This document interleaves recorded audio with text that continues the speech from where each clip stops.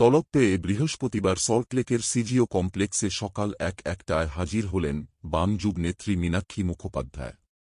তিনি জানান, আর.জি. করের ঘটনায় তদন্তে তিনি সহযোগিতা করতে এসেছেন। নির্যাতিতার দোষীদের শাস্তির দাবিতে আন্দোলন চলছে। দোষীরা যাতে দ্রুত শাস্তি পায় তার জন্য তদন্তে সহযোগিতার কারণে তিনি এসেছেন। সংবাদ মাধ্যমের প্রশ্নের জবাবে তিনি জানান, ৯ অগস্ট পুলিশ হাসপাতাল থেকে জোর করে বার করে দিচ্ছিল। তাঁরা দেহ আটকে বাবা মায়ের সঙ্গে কথা বলতে চেয়েছিলেন। ফলত যে প্রশাসন এবং প্রশাসনিক যারা কর্তারা আছে তারা যাদেরকে শাস্তি দিতে চাইছে এবং এই কাজে যুক্ত আছেন, সেখানে আমরা যা জানি সেটাই আমরা তাদেরকে সাহায্য করব এবং নির্যাতিতা দোষীদের শাস্তির দাবিতে রাস্তায় আন্দোলনটাও চলছে। 14 তারিখের ঘটনায় কলকাতা পুলিশ আপনাকে তলব করেছিল এবং রেখে পাঠানো হয়েছিল। কলকাতা পুলিশ আপনাকে রেখে পাঠিয়েছিল। কলকাতা পুলিশের কথা কলকাতা পুলিশকে বলে চলে এসেছে।